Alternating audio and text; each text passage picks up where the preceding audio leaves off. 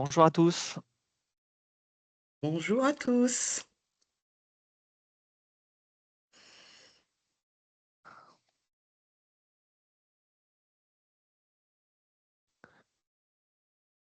Bonjour et bienvenue pour ce premier rendez-vous des mardis du Hub. On va attendre juste une petite minute histoire que tout le monde puisse se connecter, trouver le lien et on va pouvoir démarrer. Je vais juste hop, mettre Bernard en présentateur, comme ça il va pouvoir effectivement activer et désactiver son micro au besoin. Et, euh, et c'est parti.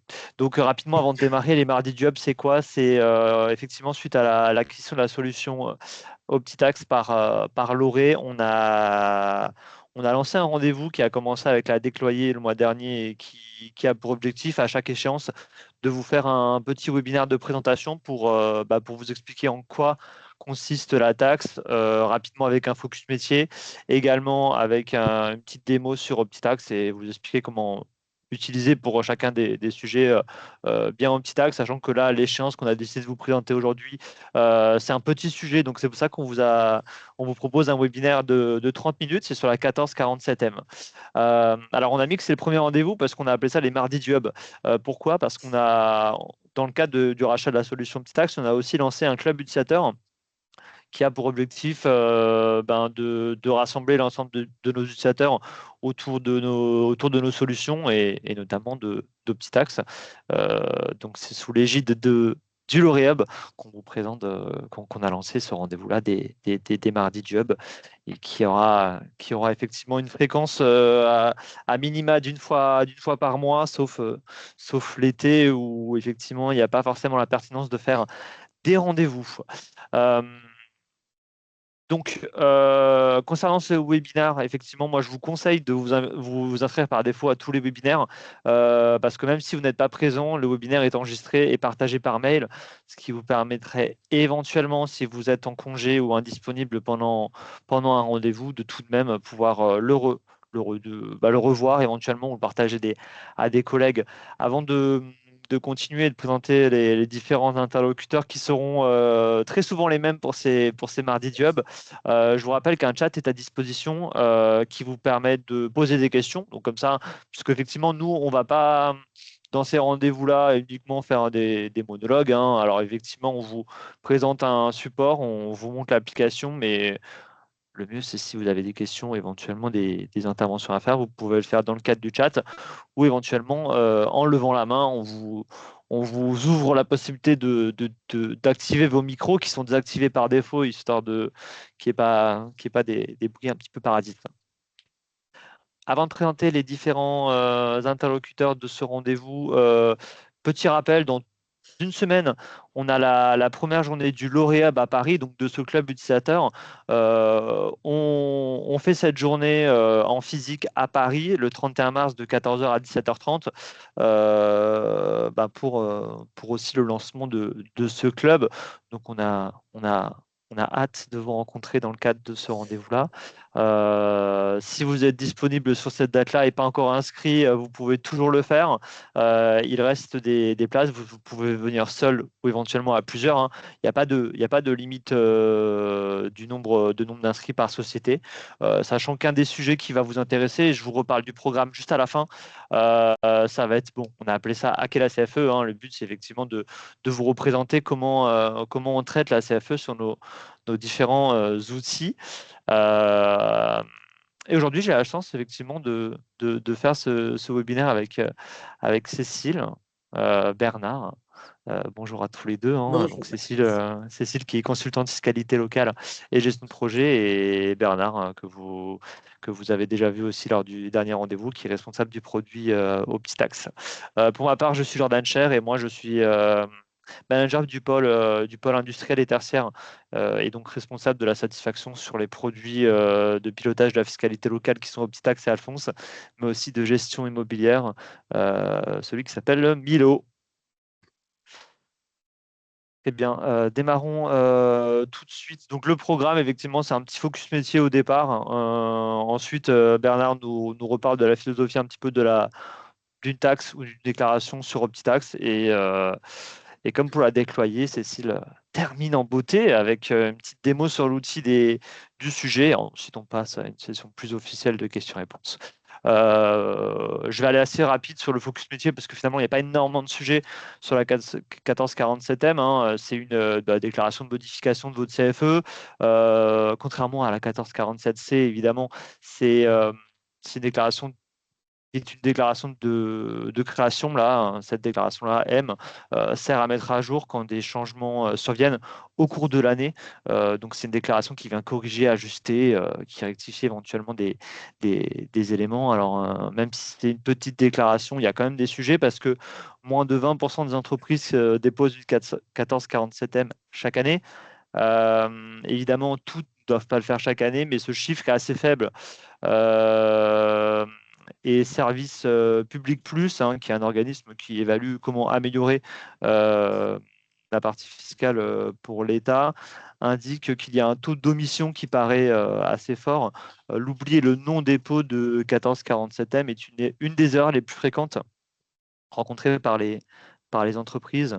Un des derniers points importants, c'est ce qu'il y a des opportunités. Hein. Environ, on estime que 15% des sites sont éligibles soit à une exonération de CFE, soit éventuellement à des réductions en fonction de localisation géographique ou de nature d'activité.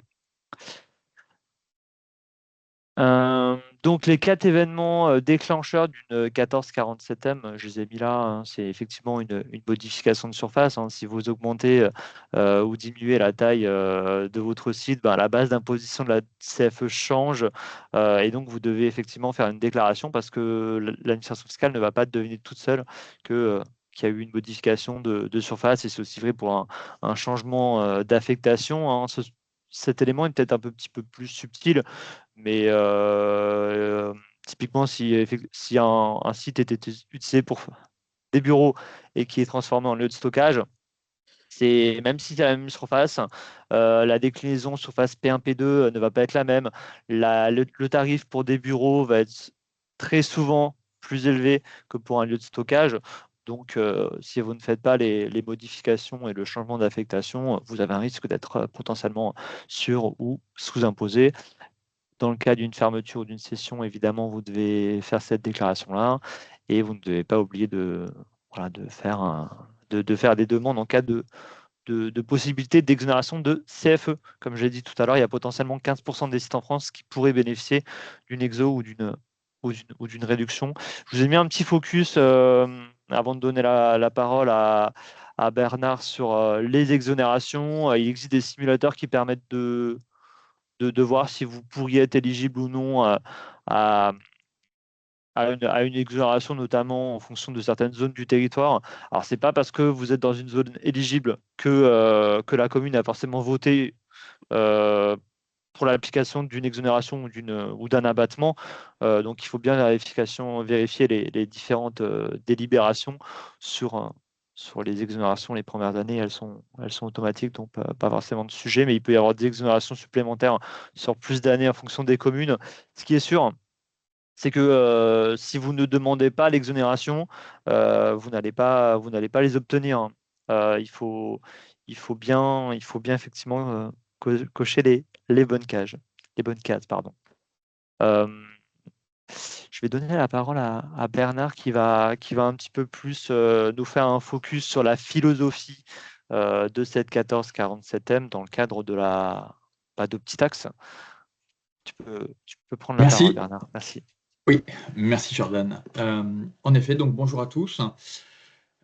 On va commencer par la 1447M et son lien fort avec le parc immobilier.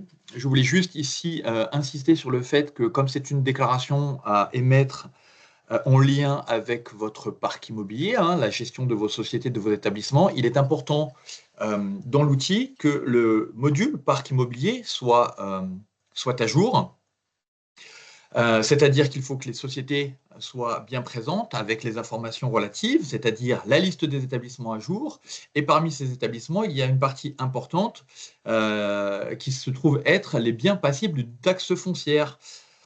Cette liste est importante parce que souvent, c'est à partir de là qu'il va y avoir un déclencheur de cette déclaration.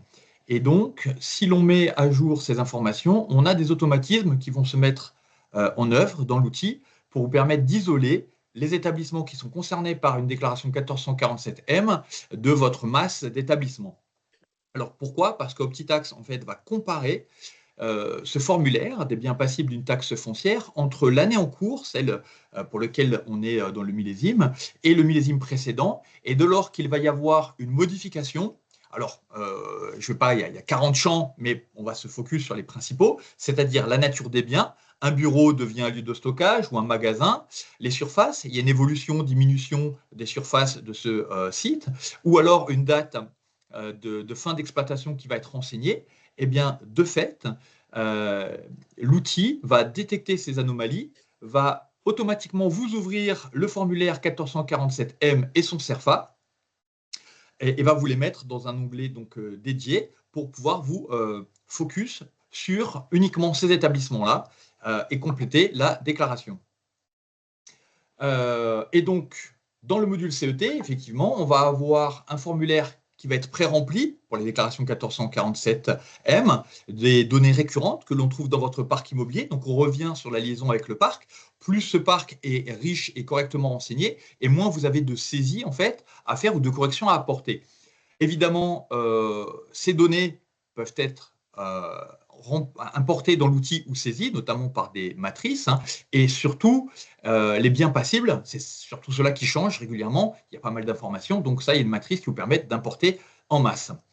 Comme je vous l'ai dit, donc, il y a un onglet dédié au 1447M, on trouve les établissements concernés et on va pouvoir se focus dessus. Il y a une impression multiple au niveau société. Si vous êtes multi-société, que vous avez plein de 1447M à faire, on ne va pas rentrer sur chaque déclaration. Cécile va vous montrer, il y a une déclaration multiple, on sélectionne, on envoie.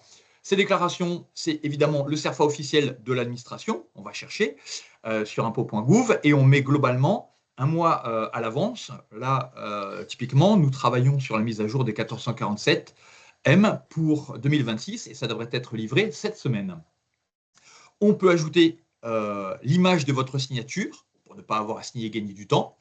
Les déclarations sont accompagnées ou non d'une lettre d'accompagnement pour bien faire ressortir le centre des impôts auquel vous voulez, le SIE pour lequel vous voulez envoyer la déclaration. Les déclarations peuvent être stockées et archivées dans la GED de l'outil pour avoir la piste d'audit. Hein, dans 2, 3, 4 ans, vouloir ressortir la déclaration, elle est dans l'archive, il n'y a pas de problème. Et pour les établissements et les entreprises qui ont une activité industrielle, nous affichons également la liste des immobilisations qui sont rattachées à ce site. Voilà, comme ça, vous avez également cette information qui permettra de vérifier les bases d'imposition. À côté de la 1447M, il y a aussi un autre volet à cette époque, et d'ailleurs ça suit la même modalité de la 1447M, c'est l'IFER. Donc, concernant l'IFER, je vais procéder dans un premier temps un petit rappel. Hein. Donc, l'IFER, c'est l'imposition forfaitaire des entreprises de réseau. Évidemment, tout le monde n'est pas concerné, c'est pour ça que je l'ai mis en deuxième pan de ma présentation. Néanmoins, peut-être que vous êtes parmi vous, il y a des gens qui sont concernés, donc un petit rappel rapide. Seulement certaines activités sont concernées, donc les activités de l'énergie, du transport ferroviaire et des télécommunications. J'ai oublié un S. Je vous ai mis la liste des 10 IFER qui sont disponibles, je ne vais pas les lire, vous pouvez les consulter. Je vais plutôt vous parler, moi, de comment est traité l'IFER dans OptiTax. Donc, comme je vous l'ai dit à l'instant, il y a 10 catégories, donc 10 formulaires différents. Ce sont ceux de l'administration. Ce sont les formulaires appelés 1519 plus une lettre. Ils sont tous disponibles dans OptiTax. Pour cela, évidemment, le parc immobilier, toujours le lien. Dans le parc immobilier, pour chaque établissement, vous pouvez définir quel est le type d'IFER concerné par cet établissement ou associer en tout cas le type d'IFER à l'établissement pour avoir la déclaration 1447M et son annexe pour la compléter. Chaque IFER fait l'objet de règles d'assiette et de calcul spécifiques. Les calculs sont dans OptiTax. Les formulaires effectuent le calcul pour vous.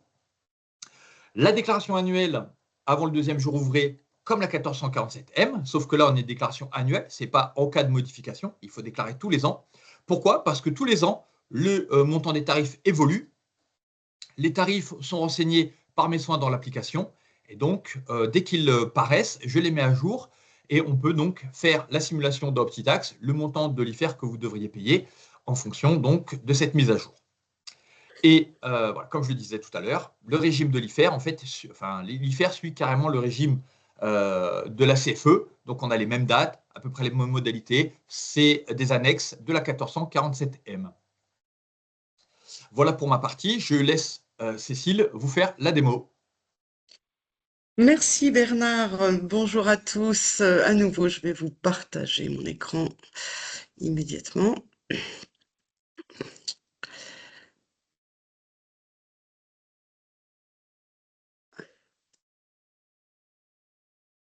Voilà, vous voyez bien mon écran? Pas de Ok. souci de votre côté. Vous reconnaissez, pour vous les utilisateurs, donc vous reconnaissez notre page d'accueil OptiTax, et je vais donc en quelques clics, parce que le procédé est effectivement très simple, illustrer les propos de Bernard, bien sûr, et vous montrer quel chemin emprunter pour pouvoir procéder à l'édition de vos CERFA 1447. Alors, comme vous l'a précisé Bernard précédemment, on a, ce qui est intéressant donc au niveau d'OptiTax pour la gestion de ces déclarations, c'est qu'on a vraiment une interaction entre le module du parc immobilier et le module CET où l'on va retrouver notre formulaire et notre 1447M. Alors, je vais prendre pour exemple une société test. Bon, je suis dans un millésime antérieur pour les besoins de la démonstration. Donc, vous avez ici une société, vous pouvez bien évidemment en avoir plusieurs concernés par l'édition des CERFA, et vous avez donc pour cette société, au niveau de votre parc immobilier, un certain nombre d'établissements. Vous allez interagir sur l'un ou l'autre, plusieurs ou la totalité, si vous en avez la nécessité. Je vais prendre comme exemple notre établissement de Le Landréau 1447, voilà, qui est ici, le 0024, et par le biais donc de l'interaction au niveau du petit crayon bleu de l'établissement, eh bien vous allez accéder donc à la fiche signalétique que vous connaissez tous concernant vos établissements, sur lesquels vous avez un certain nombre de données. On retrouve nos onglets ici sur la gauche, et vous allez trouver donc l'onglet Bien qui est ici et qui va symboliser les éléments d'implémentation des données pour votre 1447. Donc, vous allez travailler et donner action de modification et procéder à vos travaux depuis cet onglet au niveau du patrimoine. Vous accédez ici avec la petite loupe bleue à ce qui va correspondre au cadre C, que voilà, vous reconnaissez certainement, au cadre C, donc qui est le cadre principal générateur des modifications pour ce CERFA. Donc, comme vous l'évoquez Bernard, on va avoir ici sur deux éléments principaux une modification de la nature de votre bien. Donc, vous allez pouvoir passer de bureau à magasin. Là, je suis partie sur une base de données vide, mais vous pourriez avoir très bien un magasin ici, et puis effectivement décider de le changer en bureau et de modifier la nature d'affectation de votre local. Et puis, bien sûr, on va retrouver dans le cadre C la surface. Donc, je pourrais avoir effectivement ici une surface héritée de N-1 de 200 mètres carrés. Et puis, je vais l'augmenter et je vais passer à 300 mètres carrés. Ceci va suffire. Alors, vous avez bien évidemment, au niveau des différents cadres proposés dans la 1447, d'autres éléments, d'autres faits générateurs. Vous allez pouvoir voilà, préciser d'autres éléments, notamment un statut de domiciliation gratuite s'il y a lieu. Enfin, comme l'a précisé Bernard, vous avez effectivement une quarantaine de lignes au niveau des différents volets de la 1447. Donc, un certain nombre de faits générateurs, mais en effet, les plus souvent rencontrés pour vous, usuellement, sont cette modification de nature de bureau ou de changement de consistance. Une fois que vous avez interagi, vous voyez qu'au niveau de la fenêtre ici, l'outil a pris les éléments, bien sûr, en mémoire, et vous allez pouvoir vous rendre directement dans votre module CET. Vous enlevez cette petite fenêtre-là. Et on va retrouver notre société CFE1 avec les établissements qui sont à l'intérieur.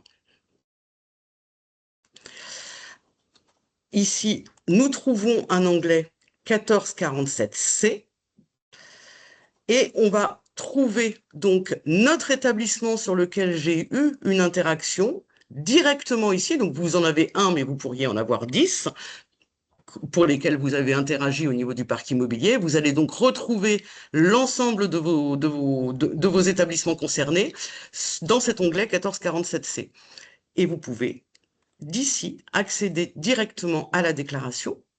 Vous allez trouver un certain nombre d'éléments pré-remplis, parce qu'encore une fois, on va rechercher de l'information au niveau du parc immobilier. L'objectif, c'est de vous faire gagner du temps dans l'implémentation de ces données. Donc, on va retrouver un certain nombre d'informations pré-remplies. Et au niveau de l'interaction sur lesquelles nous avons agi, alors là, pour le coup, ce n'est pas le bon, mais vous allez pouvoir retrouver donc les modalités du formulaire préalablement pré-rempli et pouvoir à la suite valider, contrôler. Alors là, on a beaucoup d'éléments sur celui-ci, niveau de consistance parfaitement rempli.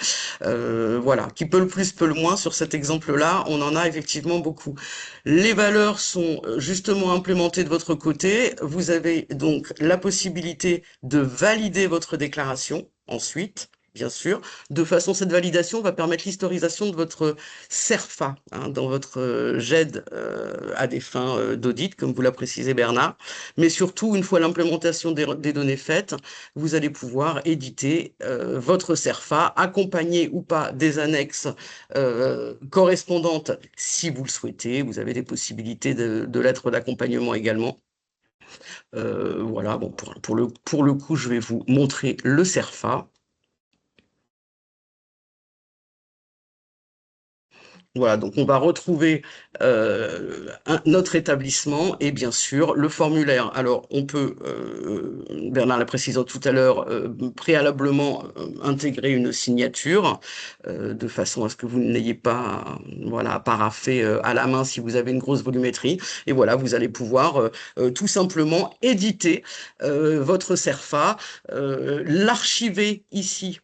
Une fois la validation faite, archivez vos données au niveau de la GED, bien sûr vous l'enregistrez et vous allez pouvoir l'imprimer voilà, de façon individuelle si vous n'en avez qu'un, vous l'avez compris, et vous allez pouvoir également, si vous en avez plusieurs, procéder à l'enregistrement de vos différents CERFA, alors avec deux modèles possibles, soit il va vous générer un PDF unique avec l'ensemble des CERFA à la suite, voilà, soit de façon multiple, soit de façon unique, si vous souhaitez plutôt un découpage à des fins d'édition plus simple de votre côté. Ça n'est pas, le principe est le même côté IFER, ça n'est pas plus compliqué que cela, et ce qui est à retenir, donc on va quand même parcourir les autres onglets, vous en avez en fonction, on évoquait tout à l'heure la demande d'exonération, donc vous avez tous ces éléments-là au niveau du cadre D, donc bon, il faut effectivement s'enquérir de ce dont vous avez besoin et de ce dont vous avez droit préalablement avant de mener vos campagnes. Vous avez l'affichage de l'annexe E. Et puis, ce qu'évoquait Bernard, je n'en ai pas dans le cas présent, mais des liaisons pour les IFER, pour les immobilisations, si tel est votre cas. Voilà, ça n'est pas beaucoup plus compliqué que cela. Ça doit s'exécuter vraiment de façon fluide et facile pour vous. J'espère que cela a été relativement clair. Voilà, ce n'est pas bien compliqué. Vous allez recevoir, vous allez pouvoir utiliser, et le logiciel va fonctionner exactement de la même façon dans le cadre de la 1447. Là, je vous ai montré la C dans le cadre de la 1447M.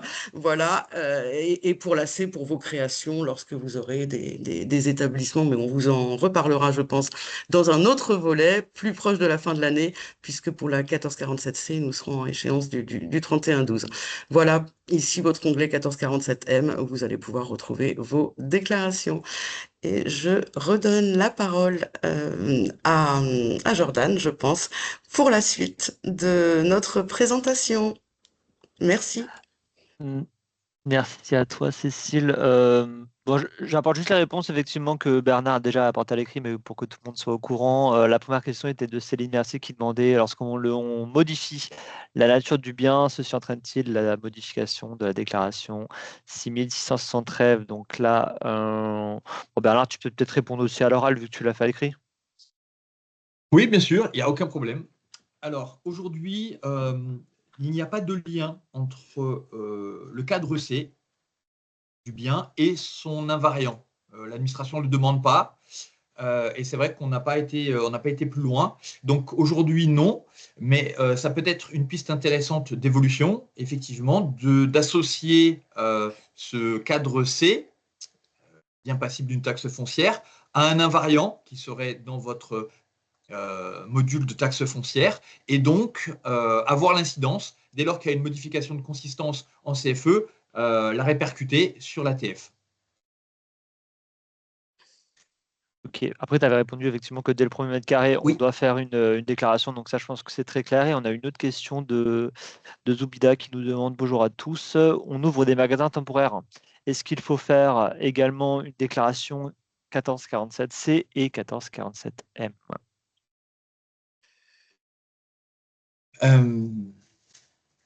Alors, l'établissement temporaire, c'est toujours un petit peu compliqué.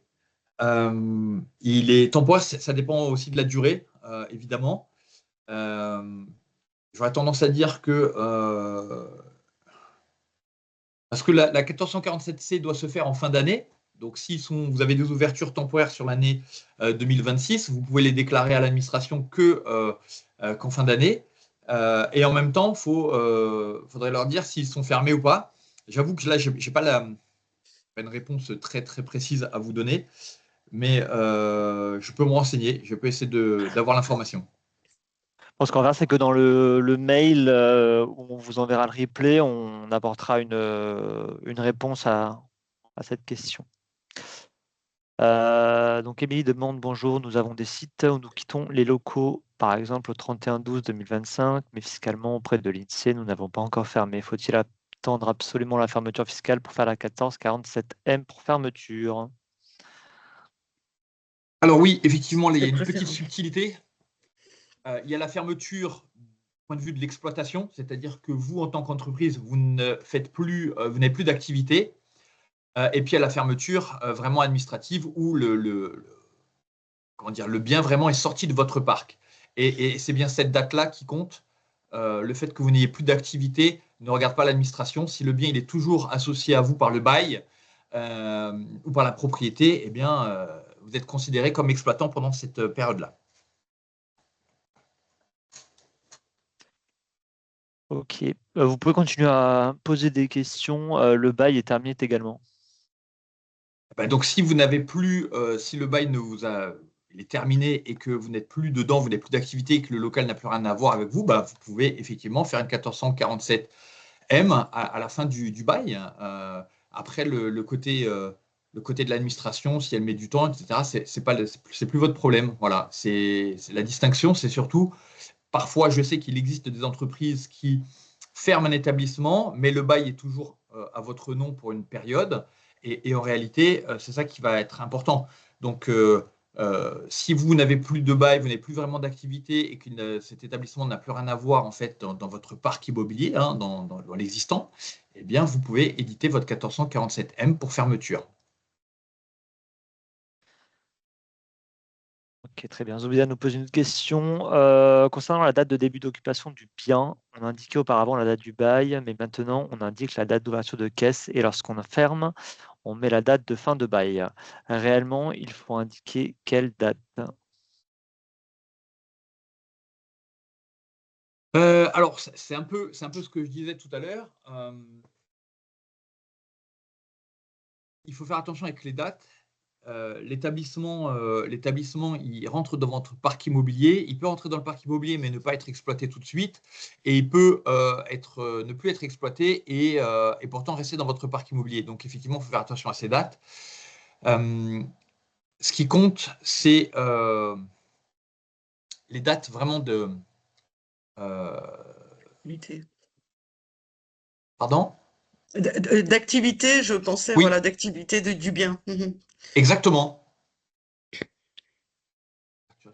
L'exploitation, le démarrage de l'exploitation, la fin de l'exploitation. Oui. Ouais. Et Catherine Vincent nous reprécise qu'il faut que l'établissement soit fermé juridiquement et c'est ce qui fait foi auprès de l'INSEE.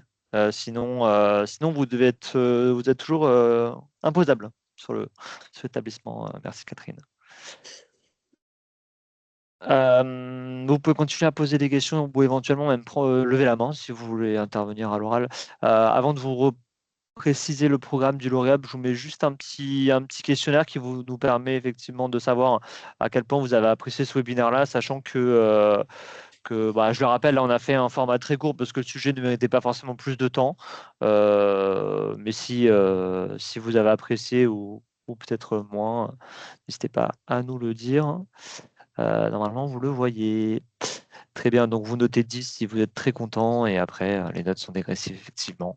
En attendant que vous votiez, tout à l'heure, je disais que mardi prochain, donc le 31 mars, on a un événement à Paris, donc la première journée du lauréat. Vous avez reçu des invitations par mail, c'est là où vous pouvez vous inscrire. Vous avez le petit programme depuis tout à l'heure qui s'affiche, donc vous avez eu le temps de le lire.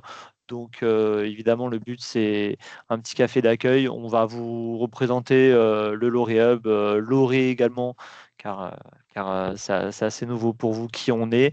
On en profitera pour vous présenter les feuilles de route sur OptiTax.